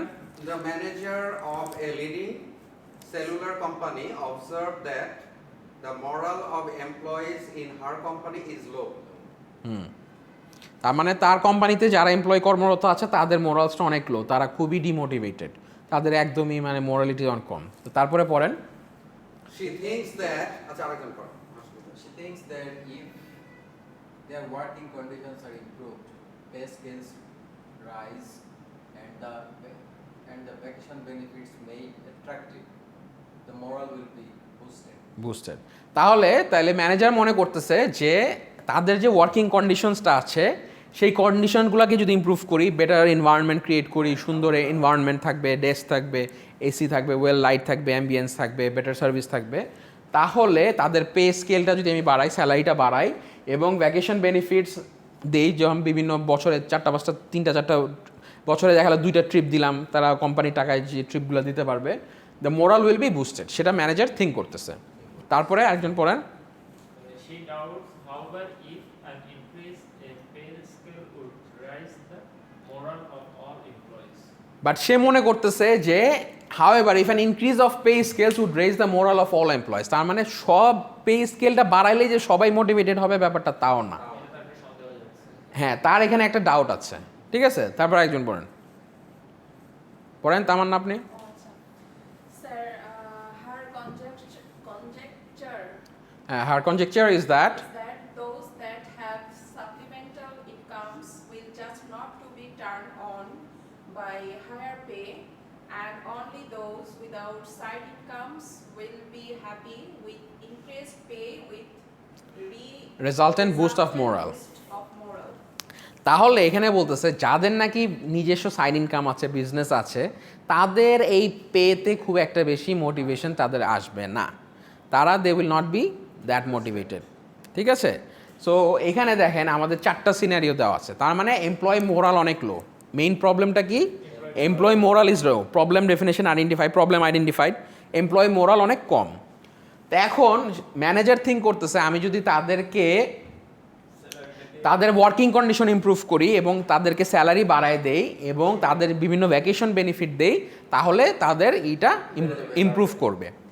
কিন্তু আবার সে অন দ্য আদার হ্যান্ড সেটাও মনে করতেছে যে আমি শুধু পে বাড়াইলে সবাইকে এই জিনিসটা সেমভাবে এফেক্ট করবে না। কেন করবে না? বিকজ যাদের নাকি সাপ্লিমেন্টাল বিভিন্ন সাইড ইনকাম আছে, সাইড ইনকাম বলতে তারা কেউ হয়তো ব্যবসা করে, সাইড বিজনেস আছে বা অন্য কোনো ইয়ে আছে, হ্যাঁ বাড়ি যেটাই হোক, বাড়ি ভাড়া পায়, হোয়াট এভার দ্য রিজনস, যেটা যাদের সাইড ইনকাম আছে তারা এই পেতে হবে না। শুধুমাত্র যাদের সাইড ইনকাম নাই, শুধু এই জবের উপরেই ডিপেন্ডেন্ট, তারা শুধু এটাতে মোটিভেটেড হবে, রাইট? তো এবার আসেন, তাহলে এখানে লিস্ট অফ ভ্যারিয়েবলসগুলো কী কী বলেন? এখানে লিস্ট অফ ভ্যারিয়েবলসগুলো কী কী হবে বলেন? মেইন ভ্যারিয়েবল কোনটা এখানে?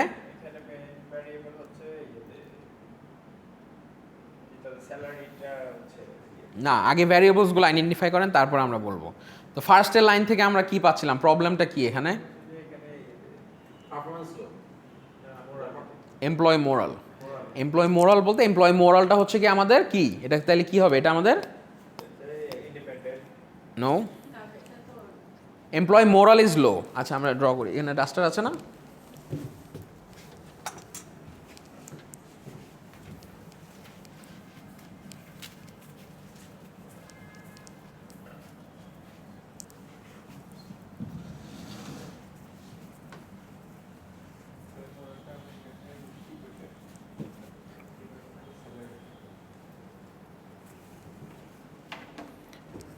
তাহলে এমপ্লয়ি কি? হ্যাঁ, আমি এই পাশে লিখছি এই জন্য। হ্যাঁ, এমপ্লয়ি কি হচ্ছে? মোরাল। এমপ্লয় মোরাল, তাই না? মেইন সমস্যাটা হচ্ছে কোথায় আমার? Employ moral, moral of employees. Employ মোরালটা হচ্ছে আমার মেইন উদ্দেশ্যটা কি? সমস্যাটা কোথায়? এমপ্লয়ি মোরালটা অনেক লো। Problem where is the problem? Problem is employee moral. তাইলে এখানে কি কি আছে দেখেন, কি কি বলতেছে? Working conditions, pay scale rise, and vacation benefits. এই তিনটা জিনিসের উপরে যদি আমরা করি, সে মনে করতেছে এই তিনটা জিনিস দিয়ে বাড়ানো যায়। তাহলে এই তিনটা জিনিস আমার কি? হ্যাঁ, ইন্ডিপেন্ডেন্ট ভ্যারিয়েবল, এক্স্যাক্টলি। তার মানে আমার ওয়ার্কিং কন্ডিশনস, রাইট, হ্যাঁ, working condition, pay scale and vacation. Pay scale and vacation benefits, right. আরেকটা হচ্ছে গিয়ে ভ্যাকেশন বেনিফিটস।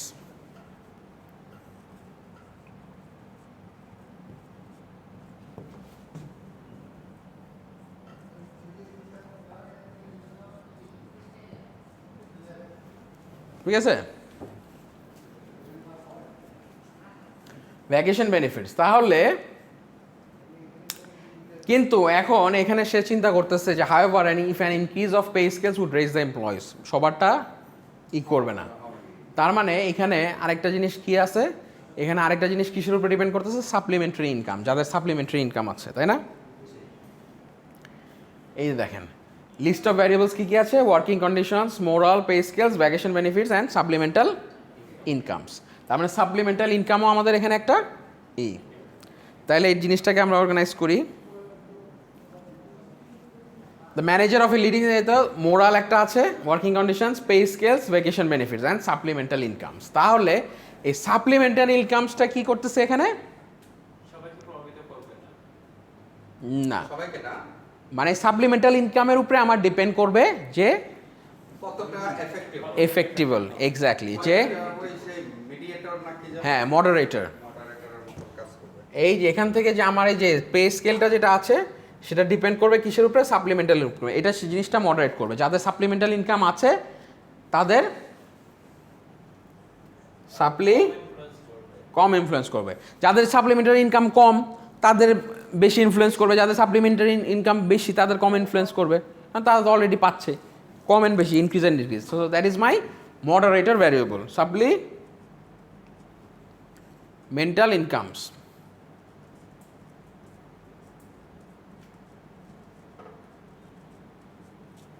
ঠিক আছে, সো এই জিনিসটাকে, এই যে রিলেশনটাকে, সেটাকে এই মডারেটর ভ্যারিয়েবলটা ইনফ্লুয়েন্স করতেছে, তাই না? এটা my dependent variable, this is my কি ইন্ডিপেন্ডেন্ট ভ্যারিয়েবল। এই পে স্কেলের উপর ডিপেন্ড করতেছে কে, আর এমপ্লয় মোরাল, এমপ্লয় মোরাল আবার এটাকে ইয়ে করতেছে কে, সাপ্লিমেন্টারি ভ্যারিয়েবল। বুঝতে পারছেন? আর আপনাদের 3 করে বোনাস দেওয়া দিল, আপনার যে যারা আছেন আজকে আইডি লিখে দিয়েছেন, এই 5 জন 3 করে বোনাস। আশেপাশে 3 লিখে দিন। স্যার এটা কি আমরাই লিখে দিব? হ্যাঁ লিখে দিন, এটা কুইজের আর যদি মনে না থাকে তখন এটা কুইজের মার্কের সাথে আপনাদের অ্যাড হবে, যেটা একটা এক্সাম আছে না, ক্লাস টেস্টের সাথে। অ্যাডিশনাল মার্ক 3 হ্যাঁ, এর ডেটটা লিখে দিন আর ওই ডেটের উপরে লিখে দিন যে আজকে যে ডেট, ঈদের পরের যে ক্লাসটা, যারা সবাই প্রেজেন্ট ছিলেন তারা 3 মার্ক করে অ্যাডিশনাল পাবেন, সেটা হচ্ছে আপনার ওই ক্লাস টেস্টের সাথে অ্যাড হবে আর কি। ক্লাস টেস্টে যদি ধরেন 7 পান তাহলে ওটা 10 হয়ে যাবে, ক্লাস টেস্টে যদি 6 পান 9 হয়ে যাবে, এরকম আর কি। হাইপোথিসিস ডেভেলপমেন্ট আমরা তাহলে নেক্সট ক্লাসে করি না? এখানে আমরা যেটা এক্সাম যদি এটা যদি আপনি কুইজ দিতেন, আমি ভুল করতাম যেটা, এই যে সাপ্লিমেন্টারি ইনকামটাকে আমি এতে যে নিয়ে যেতাম, কিসে ইন্টারভিনিং? ম্যানেজারকে দিয়ে যেতাম হচ্ছে, হ্যাঁ সাপ্লিমেন্টারি ইনকামটাকে আমি ওই যে ইন্ডিপেন্ডেন্টলি নিয়ে যেতাম, ইন্ডিপেন্ডেন্টে ম্যানেজারকে দিয়ে দিতাম এখানে মডারেটর যেটা, ম্যানেজারিয়াল এক্সপার্টাইজ। হ্যাঁ হ্যাঁ হ্যাঁ। বুঝছি। যাক, আমি আপনাদেরকে সহজ করে দিলাম, একটা কুইজ নিতে পারতাম খাতা কলমে, না ওটা ভুল হয়ে গেছে, তাহলে না দেখাই দিয়ে আপনাদের বলতাম যে যা হয়ে গেছে তা হয়ে গেছে। এটা খাতা কলমে কুইজ নেওয়া উচিত ছিল। সে কি ভুল করতো আমাকে বলে দিচ্ছে, বুঝছেন? সেটাও তো ভালো হলো স্যার, সেলফ। তাহলে আমি একটা 10 মার্কসের একটা কুইজ হয়ে যেত আমার। তবে আজকের ক্লাসটা স্যার আমাদের জন্য আরো অনেক বেশি দামি, কারণ আপনি একটা জিনিস চিন্তা করেন স্যার, একটা প্রাইভেট ইউনিভার্সিটিতে 5 জন স্টুডেন্টের জন্য 1 জন টিচার। আচ্ছা, সেদিক থেকে যদি দেখেন তাহলে এই ক্লাসটা কত দামি ক্লাস। হ্যাঁ, না আমার কথা হচ্ছে যে আপনি কি নিলেন সেটা হচ্ছে ইম্প্যাক্ট। মানে আমি এখন এখানে 10 জন ফ্যাকাল্টি, 10 জন লেকচারার আইনা বসে রাখলাম, বা একদম পুরো এমিরেটাস প্রফেসর আইনা বসে আইনা আনলাম, কিন্তু আপনি শিখতে পারলেন না কিছুই, তাহলে তো লাভ নাই। সেট আপ দিলাম, সেট আপ তো দেওয়া যায়। আমি এখানে চাইলে একদম পুরা এমিরেটাস প্রফেসর আইনা বসে রাখলাম, কিন্তু আপনি শিখলেন না কিছুই, লাভ নাই তো, লাভ হলো না। তাই না? ব্যাপারটা হচ্ছে এমনই। সো আসলে দিন শেষে আপনি কী শিখছেন, এই জিনিসটা আপনার কতটুকু কাজে লাগতেছে, আপনি কতটুকু এটা ইমপ্লিমেন্ট করতে পারবেন, সেটাই ম্যাটার করে, আর কিছুই না। এই যে আমরা এত কথা বললাম, এত কিছু করলাম, আলটিমেটলি দিন শেষে আপনি কতটুকুন আপনার নিজস্ব অভিজ্ঞতায় আপনার নিজস্ব আপনি কাজে লাগাতে পারবেন, সেটার হচ্ছে আপনার সাকসেস। অনেকেই দেখবেন যে মানে লাইফে আর কি মানে আছে না, ওই যে দেখেছিলেন না 3 Idiots মুভিটা, যে রেজাল্টস ইজ নট এভরিথিং, ওই যে ফুনসুক ওয়াংরুর কথা মনে আছে? মানে সে যে পড়াশোনা করছে সেটা কিন্তু পড়াশোনা করছে আরেকজনের জন্য, কথাটা বুঝছেন? ওই যে রাজার যে নাকি যে ওই যে ইসের যে ছেলে, মেয়রের ছেলে, সে কিন্তু ফুনসুক ওয়াংরু হচ্ছে কি তার বাসার কাজের ছেলে ছিল। তো সে পড়াশোনা করছে তার নামে, সে এক্সট্রাঅর্ডিনারি ব্রিলিয়েন্ট, কিন্তু তার মেধা এবং বিকাশ কিন্তু কেউ আটকে রাখতে পারে না। সে কিন্তু আসলে অনেক বড় সায়েন্টিস্ট। এবং তার যে বন্ধু ছিল যে তার সাথে সবসময় কম্পিট করার চেষ্টা করতো, ওই যে কি না ওটার ফারান চাতুর, হ্যাঁ চাতুর, যে ওর সাথে সবসময় জেলাস ছিল, মানে ওর সাথে সবসময় কম্পিট করার ট্রাই করতো। আলটিমেটলি দেখেন চাতুরও ঘুরে ফিরে ও বড় করছে, আমি অনেক বড় জায়গায় ইঞ্জিনিয়ারিং কলেজ থেকে বেরোয় আমি বড় আমেরিকার অনেক বড় জায়গায় আছি, হ্যাঁ বিশাল জব করে সে ঘুরতে ঘুরতে এসে দেখে যে এই বন্ধু তার সেই বন্ধু। হ্যাঁ, তাহলে বুঝেন ব্যাপারটা, ওই ফুনসুক ওয়াংরু। তো এটা কিন্তু একটা বাস্তব ঘটনা থেকেই করা। তো ব্যাপারটা হচ্ছে আসলে এমনই আর কি, আপনি ডিগ্রি যত যাই নেন, পিস অফ পেপার আপনার থাকলো, ঠিক আছে, নামে আপনি ডিগ্রি MBA ধারী হ্যান ত্যান, বাট অ্যাকচুয়ালি আপনি রিয়েল লাইফে আপনি কোনো কাজে লাগাতে পারলেন না বা এটা নিয়ে কিছু করতে পারলেন না, লাভ নাই আসলে। মানে আমল নামার মতো আর কি, আসে না, আল্লাহ তো সব দেখতেছে, ব্যাপারটা হচ্ছে এরকম আর কি, যে আপনি যাই করেন না করেন দিন শেষে তো জবাব দিতে। আমি মনে করতেছি যে আর আমি তো পাপ করে যাচ্ছি আর কেউ দেখতেছে না, সমস্যা, ব্যাপারটা এমন আর কি অনেকটা। তো যাই হোক, ইট ওয়াজ নাইস আপনাদের সাথে। স্যার একটা জাস্ট হ্যাঁ। কোশ্চেন, খুব গুরুত্বপূর্ণ কিছু না, কিন্তু এই ফাইনাল এক্সামে আমরা কিভাবে আসলে ইয়েগুলো পাই? যেমন আমরা কি এক চ্যাপ্টার 1 থেকে শুরু করে যে কোনো জায়গা থেকে কোশ্চেনগুলো হয় এরকম করে হয়, নাকি মিডের পর থেকে যা পড়া হয় সেগুলোর উপরে হয়? মিডের পর থেকে যা হয়, যেটা ওটা হয়ে তো হয়ে গেছে, শেষ। আগের থেকে আর কোশ্চেন না, আগের থেকে আর আসবে না, আমি নেব না, একটু সহজ হবে তাহলে। কারণ আমি না, কারণ শুধু এত যে সেম জিনিসটা রিপিট করার মতো এত টাইম নেই আমাদের। So, এখন আপনাদেরকে আমি সিলেবাস শেষ করতে হবে। এই ফাইনাল আপনাদের যেহেতু 40% চ্যাপ্টারগুলো একটু বেশি থাকবে, 4টা বা 5টা চ্যাপ্টার থাকবে, 5টা। আর এদিকেই তো চাপ থেকে গেল। হ্যাঁ, ওটা তখন আর আগেরগুলো দেওয়ার কারণ ওখানে আমরা 3টে চ্যাপ্টার কভার করছিলাম, ফাইনালে অ্যারাউন্ড মিনিমাম 5টা চ্যাপ্টার থাকবে, 5 থেকে শুরু হয়ে 4টা 5টা, হ্যাঁ 4 থেকে, যথেষ্ট কারণ ফাইনালটাই তো আসল মেনলি, তাই না? কারণ ফাইনালে 40%, তো 40% এখানে আপনার 4টা থেকে 5টা চ্যাপ্টার থাকবে। আর আমার এখানে ভালো করার একটা সুযোগ হচ্ছে, আপনি যদি আপনি মনে করেন আপনি 5 মার্ক দরকার, আপনি মিড ফাইনাল অ্যাটেন্ড করেন, ঠিক আছে, বাট আমি কিন্তু যারা ভালো গ্রেড পেতে চায়, ধরেন এর ঘরে যারা পেতে চায় A- বা A+, এর ঘরে যারা থাকতে চায়, তাদেরকে আমি কিন্তু তাদের এফোর্টটা দেখবো, আপনি কি প্রজেক্ট ওয়ার্কটা কীভাবে করছেন, আপনার ক্লাস পার্টিসিপেশন কেমন, ঠিক আছে, তারপরে আপনি কি এফোর্ট দিয়েছেন সেই জিনিসগুলো, আপনি কুইজ অ্যাটেন্ড করেছেন কি না। আর যারা মনে করেন আমি খালি ওই 2 দিন মিড আর ফাইনাল দেবো, তারা পাস করতে চায়, আই ডোন্ট মাইন্ড, পাস করে যান, কিন্তু আপনি ভালো রেজাল্ট করতে পারবেন। আপনি যদি একটা ভালো গ্রেড পেতে চান, এর ঘরে থাকতে চান, এর ঘরে A+, A- বা A বা A-, তখন আপনাকে ওই জিনিসগুলোতে এফোর্ট দিতে হবে, বুঝতে পারছেন? তো ওই বাকি যে 30%টা অনেক ক্রুশাল, আপনার যে প্রজেক্ট পেপারটা আছে, প্লাস আপনার ক্লাস পার্টিসিপেশন কী অবস্থা কেমন আছে, প্লাস অ্যাজ ওয়েল অ্যাজ আপনার ক্লাস টেস্ট, এগুলো আমি একটা নিব। সো ওই জিনিসটা আর কি, যেমন আজকে যারা আসছেন, কারণ আমি কেন দিলাম, আপনারা 5 জন আসছেন, এই এত কিছুর মধ্যে আসছেন, সে আপনি 3 মার্কস বোনাস পেয়ে গেলেন, তো আপনি আগে গেলেন না, সো আপনার 10-এর মধ্যে আপনার অলরেডি 3 মার্কস কভার হয়ে গেছে, রিওয়ার্ড হয়ে গেল। তো দ্যাটস ইট। তো যারা এফোর্ট দিবে তাদেরকে আমি অবভিয়াসলি বেনিফিট করবো আর কি, ঠিক আছে। সো তারা ইনশাল্লাহ পাস করতে পারবেন, বাট ভালো গ্রেড পাইতে হলে you have to achieve it, ঠিক আছে, এটাই আর কি। না, এটা ক্রিটিক্যাল আছে, রিসার্চ গুলো স্টেপ বাই স্টেপ করা। না শিখেন, আপনারা তো শিখতেছেন, আমি তো আপনাদেরকে অ্যাটলিস্ট আপনারা তো শিখতেছেন কিছু, তাই না? অবশ্যই চিন্তার অনেক পরিবর্তন আসছে। সেটাই, এটাই আমার সার্থকতা, বুঝতে পারছেন? রিসার্চ চিন্তা করি, এক কথায় ওটাকে রিসার্চ মনে করি, রিসার্চ। আর আর সায়েন্সের স্টুডেন্ট আমি মনে করি ওইটাই, এখান থেকে এই জার থেকে এর মধ্যে দিলাম, কালার চেঞ্জ হয়ে গেল, সো আমি লিখে ফেললাম যে হ্যাঁ সল্ট ইজ কিন্তু এর আগে পিছে জিনিসগুলো অনেক গভীর একটা বিষয়। হ্যাঁ অনেক গভীর। আমার কাছে যেটা সবচেয়ে লাগছে সেটা হচ্ছে যে এর হার্ড দিকটা হচ্ছে আপনার প্রচুর সময় দরকার রিয়েলিস্টিক রিসার্চ বের করার জন্য। সেটাই জন্যই তো বাংলাদেশের মানুষের সময় নাই। বাংলাদেশের মানুষের সমস্যাটা কি জানেন? তারা সবসময় শর্ট টার্ম রেজাল্ট খুঁজে, they always look for shortcuts. তারা কখনোই লেন্দি প্রসেসে বিলিভ করে না। বাংলাদেশের মেজরিটি 95% মানুষই তারা they always look for shortcuts and short term result খুঁজে, এবং স্যার পে করতে চায় না।